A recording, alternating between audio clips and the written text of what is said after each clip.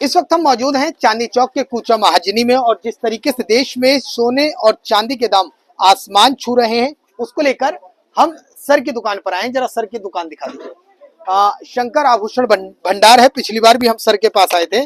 Sir, सबसे पहले ये बताइए, जिस तरीके से बाजार है, क्या चल रहा है मार्केट में, सबसे पहले समझाइए। चांदी सोने का भाव रोज 5,000 7,000 रुपये बढ़ रहा है रोज। जी। हाँ जी, ग्राहकी खत्म हो गई है बिल्कुल। खाली सोना चांदी के भाव बढ़ रहे हैं। 2,32,000 का भाव M6 आ चुका है आज। अच्छा, तो सर जिस तरीके से जो दाम बढ़ रहे हैं लगातार, क्या दुकानदारी बिल्कुल ना के बराबर ही हो रही है? दुकानदारी तो बिल्कुल जीरो हो चुकी है। 5,000 रुपये माल बेचते हैं, सुबह 5,000 रुपये बढ़ा पाता है ना, तो हम चांदी खरीद पाते हैं। हमारा तो नुकसान हो रहा है बेचने के अंदर। अच्छा। हम तो ग्राहकों को सामान के लिए मना कर रहे हैं। सामान है नहीं, हमारा सामान रह जाए कम से कम, हमारी चांदी तो कम से कम हमारे पास है, तो नफा तो हमारा रोज चला जाता है। यानी कि चांदनी चौक का व्यापारी इन दिनों बस जैसे तैसे समय काट रहा है, नुकसान के रोज नुकसान होने लग रहा है। 10,000 रुपये रोज चांदी बढ़ रही है। अच्छा। ये थोड़ी पता रात रात में 10,000 बढ़ जाते हैं, सुबह शाम को बेच के जाते हैं, सुबह 10,000 रुपये बड़े मिलते हैं हमें।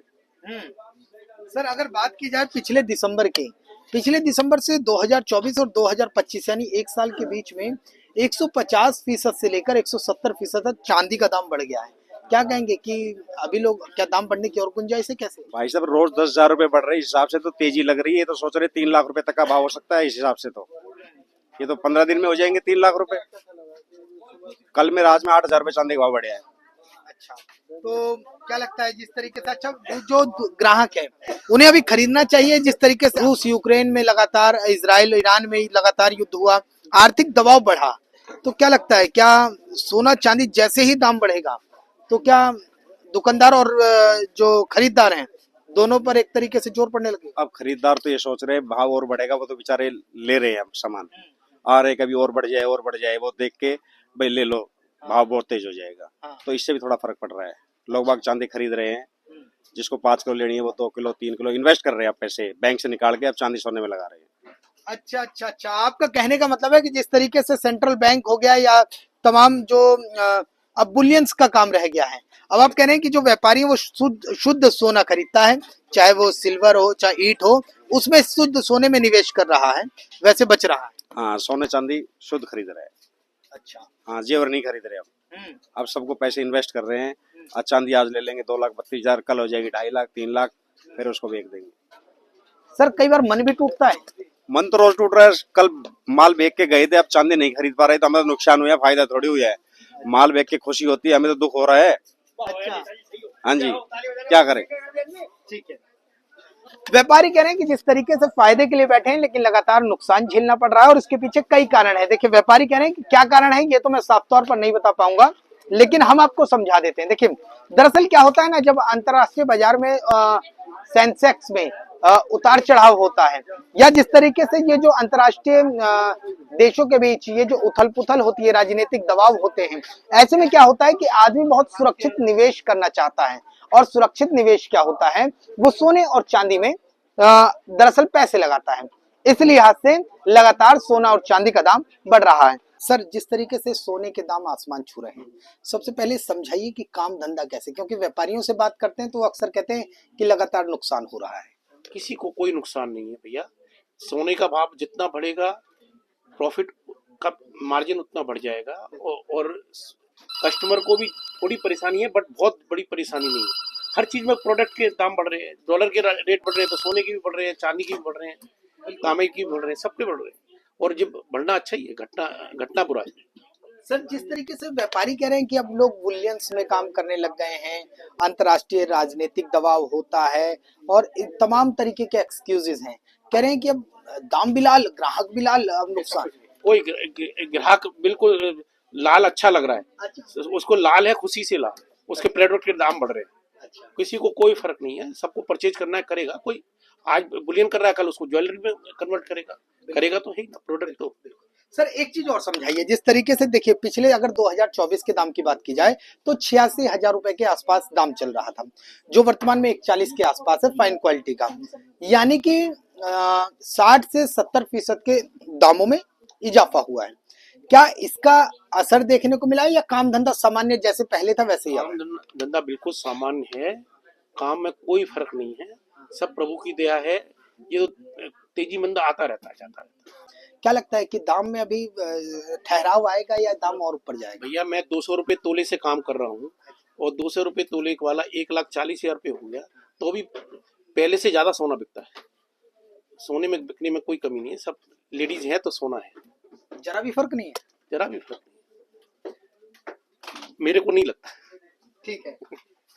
ये व्यापारी हैं, चांदनी चौक के व्यापारियों से हम लगातार बात कर रहे हैं। कह रहे हैं कि जिस तरीके से दाम भले ही आसमान छू रहा हो, लेकिन दुकानदारी पर उसका असर नहीं है। जिस तरीके से मार्केट है वो सामान्य तौर पर है, और ऐसे में लगातार हम व्यापारियों से बात कर रहे हैं और जानने की कोशिश कर रहे हैं कि सोने और चांदी के भाव को जिस तरीके से आसमान छू रहे हैं, क्या कोई असर आ रहा है? तो लगातार हम व्यापारियों से बात कर रहे हैं, और जिस तरीके से दाम लगातार, अगर पिछले साल की बात की जाए दिसंबर की, तो सोने और चांदी के दाम में लगातार इजाफा कई गुना ज्यादा हुआ है।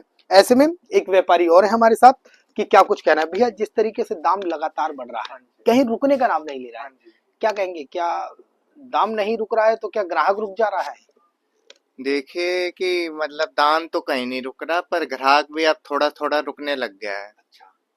कि पहले अब 100 ग्राम की पायल आ जाती थी मतलब 10,000 रुपए की, आज वो देख लो मतलब 2,40,000 की हो गई। M6 पर ही 2,33 चल रहा है अभी। बिल्कुल। तो क्या लगता है, आखिर ये जो दाम लगातार बढ़ रहे हैं, आपको क्या लगता है इसके पीछे मुख्य कारण क्या है? बतौर व्यापारी क्या समझते हैं, ये दाम लगातार आसमान क्यों छू रहे हैं? क्या कारण, क्या समझ रहे हैं? एक्चुअली क्या है, जब से टैरिफ वगैरह का है कि दुनिया भर के सारे देश कमोडिटी को एज अ हथियार बनाने लग गए। जैसे कि अभी मैक्सिको, पेरू और पोलैंड में ही चांदी है, पर चाइना का अगर बाजार देखे तो चाइना दुनिया का रिफाइंड सिल्वर का सबसे बड़ा बाजार है। रिफाइंड सिल्वर की मैं बात कर रहा हूँ। तो अगर वही स्टॉक रिफाइंड सिल्वर ही रोक लेगा, ऑब्वियसली बात है सिल्वर के रेट महंगे। अब तो पहले सोना लेकर बैंक खरीदते थे, अब जब से इंडस्ट्रियल डिमांड आई है ईवी वगैरह में, बैंक भी अब चांदी खरीदने लग गए। सऊदी खरीद रहा है, रशिया खरीद रहा है। बिल्कुल बिल्कुल।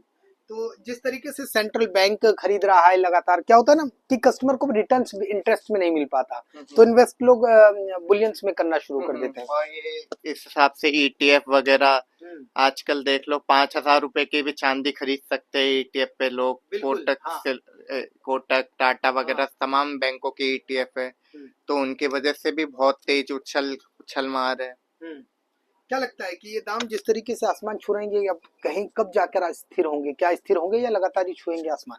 देखिए, इस बात को तो हमें यही नहीं पता कि हम कल है या नहीं है, ये तो दाम की बात है। बिल्कुल अगर यही पता होता कि सभी M6 पे वही खरीद बेच कर लेते, दुकान खोलने की भी जरूरत नहीं पड़ती, कि किसी को नहीं पता होता।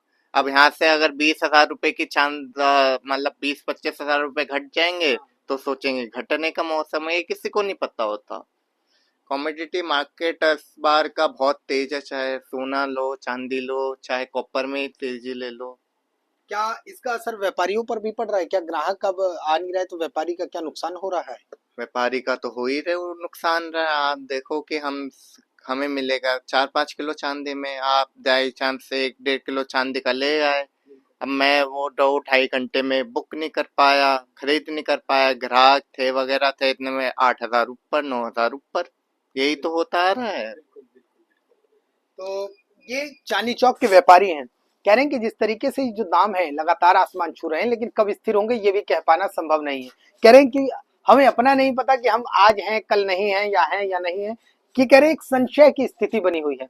ऐसे में अब लगातार सोना और चांदी आसमान छू रहा है। दुनिया भर के जितने भी देश है, चाहे वो कोई भी देश हो, सारे के सारे कमोडिटी एक्सचेंज पे लगे पड़े हैं, किसी को पता नहीं कि कब क्या हो जाए। दुनिया भर का देश देख लो आप चाहे। क्या इसका मेन रीजन ये भी है कि जिस तरीके से आप कह रहे हैं कि सब स्टॉक में लग गए हैं, क्या मेन रीजन ये है कि जब स्टॉक कर रहे हैं तो डिमांड बढ़ गई है, डिमांड बढ़ गई है तो दाम भी इसीलिए बढ़ रहे हैं? क्या यही एक मेन रीजन है? हाँ, देखो कि 2011 में 35,000 की चांदी 70,000 आई। ठीक है। और उस टाइम तो खैर स्पेकुलेशन का नतीजा था कि मतलब 2-4 लोग थे जो एक्सचेंज पर फोकस कर रहे थे कि मतलब सट्टेबाजी का। इस बार इंडस्ट्रियल डिमांड इतनी ज्यादा है, और ऊपर से आजकल के जो देश है कि वो कमोडिटी एक्सचेंज है, अगर जैसे कि भाई किसी के पास कमोडिटी है, महंगी कमोडिटी है, अब सारी की सारी कमोडिटी लगनी है ग्रीन एनर्जी में। अब वो उन्होंने कहा है कि वो स्टॉक ही रख लिया अब उन्होंने। बिल्कुल बिल्कुल बिल्कुल। अब वो दे तो रहे हैं कि हमें मतलब बाजार में, पर वो क्वांटिटी बहुत दे रहे हैं और डिमांड इतनी ज्यादा है। कॉपर की भी कीमतें आप देखिए कितनी आसमान छू गई, क्योंकि कॉपर की ग्रीन एनर्जी में ज्यादा डिमांड है। जब तक स्टार्टअप्स वगैरह नहीं आ जाते, या तो कोई मतलब इनोवेशन आ जाए कि भाई चांदी और कॉपर को रिप्लेस करने के लिए, तब तक इस तरीके की और स्थितियां- या तो भाई, और ग्लोबल डेप्ट भी बढ़ गया है, मतलब पूरी दुनिया में जो कर्ज था वो भी बढ़ गया है। बिल्कुल ठीक है। देखिए ये व्यापारी हैं, अब इन्होंने समझाया एक सिलसिलेवार तरीके से कि आखिर ये दाम बढ़ भी रहे हैं तो इसके पीछे एक मुख्य कारण क्या है। दरअसल क्या है ना कि सिल्वर का उपयोग अब सोलर पैनल में और तमाम फैक्ट्रियां जो हैं, जो इलेक्ट्रिक व्हीकल में या तमाम तरीके के उपयोग में अब इसको सिल्वर को लेने लग गई हैं। बैटरी लिथियम के, माफ कीजिएगा, बैटरी जो बनती है वो भी कहीं ना कहीं अब उसमें सिल्वर का उपयोग होता है। लिहाजा अब ये कह रहे हैं व्यापारी कि जब तक इनका जो रिप्लेसमेंट नहीं आएगा तब तक दाम इस तरीके के अस्थिर होते रहेंगे, और कहीं ना कहीं ये जो बाजार में असामान्य स्थिति बनी है ये कब तक रहेगी, जब तक ये रिप्लेस का इनका कोई विकल्प तलाश नहीं हो जाता है। दिल्ली से कैमरामैन राकेश के साथ मैं राहुल शुक्ला, नमन सत्यनी।